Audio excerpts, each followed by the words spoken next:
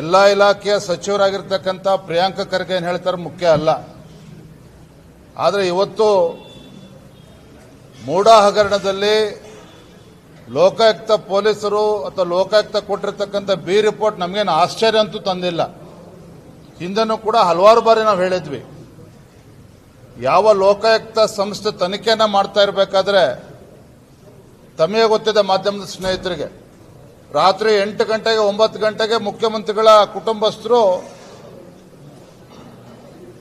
ಏನೋ ಮಾವನ ಮನೆಗೆ ಹೋಗಿ ಬಂದಂಗೆ ಅಲ್ಲಿ ಲೋಕಾಯುಕ್ತ ತನಿಖೆ ಸಂಸ್ಥೆಗೆ ಭೇಟಿಯನ್ನು ಕೊಡ್ತಾ ಇದ್ರು. ಅಂದರೆ ಎಷ್ಟು ಯಾವ ರೀತಿಯಲ್ಲಿ ತನಿಖೆ ನಡೆದಿದೆ ಅಂತೇಳಿ ಇದರಲ್ಲೇ ಗೊತ್ತಾಗ್ತದೆ. ಒಟ್ಟಾರೆಯಾಗಿ ಮೈಸೂರಿನ ಮೂಡಾ ಹಗರಣದಲ್ಲಿ ಸುಮಾರು 5,000 ಕೋಟಿ ಹಗರಣ ಏನಿತ್ತು, ಇದರಲ್ಲಿ ಕ್ಲೀನ್ ಚಿಟ್ ಸಿಕ್ಕಿರ್ತಕ್ಕಂಥದ್ದು ನಮಗೇನು ಆಶ್ಚರ್ಯ ತಂದುಕೊಟ್ಟಿಲ್ಲ.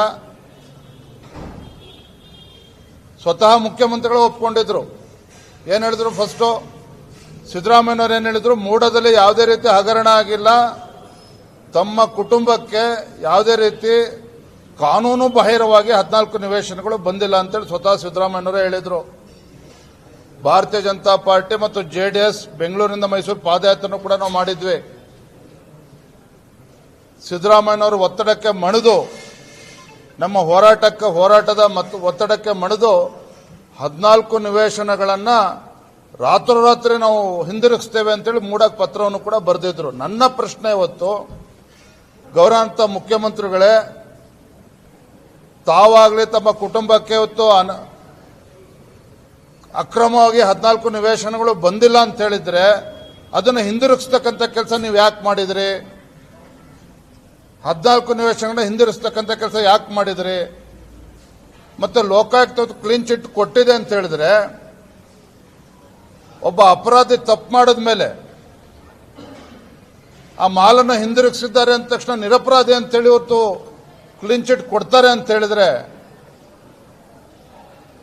ಇದನ್ನು ನೀವು ಮಾಧ್ಯಮದ ಸ್ನೇಹಿತರು ಮುಖ್ಯಮಂತ್ರಿಗಳು ಪ್ರಶ್ನೆ ಮಾಡಬೇಕಾಗ್ತದೆ. ಹಾಗಾಗಿ ಒಟ್ಟಾರೆಯಾಗಿ ಲೋಕಾಯುಕ್ತರು ಮೂಡಾ ಹಗರಣದಲ್ಲಿ ಕೊಟ್ಟಿರ್ತಕ್ಕಂಥ ಕ್ಲೀನ್ ಚಿಟ್, ಇವತ್ತು ಸಿದ್ದರಾಮಯ್ಯನವರ ಕುಟುಂಬದ ಬಗ್ಗೆ ಕುಟುಂಬಸ್ಥರು ಕೊಟ್ಟಿರ್ತಕ್ಕಂಥ ಕ್ಲೀನ್ ಚಿಟ್, ಇದು ಖಂಡಿತ ಇದು ಫೇಕ್ ಕ್ಲೀನ್ ಚಿಟ್ ಅಷ್ಟೇ. ಇದು ಮತ್ತೆ ಮುಖ್ಯಮಂತ್ರಿಗಳ ಅವರೇ ಆಯ್ಕೆ ಮಾಡಿರ್ತಕ್ಕಂಥ ಅಧಿಕಾರಿಗಳು ತನಿಖೆ ಮಾಡಿದ್ದಾರೆ ಅಂತ ಹೇಳಿದ್ರೆ ಇನ್ನೇನು ಇದರಿಂದ ನಿರೀಕ್ಷೆ ಮಾಡೋದಕ್ಕೂ ಸಾಧ್ಯ ಇಲ್ಲ. ಮುಂದೆ ಭಾರತೀಯ ಜನತಾ ಪಾರ್ಟಿ ಇದನ್ನು ಯಾವ ರೀತಿ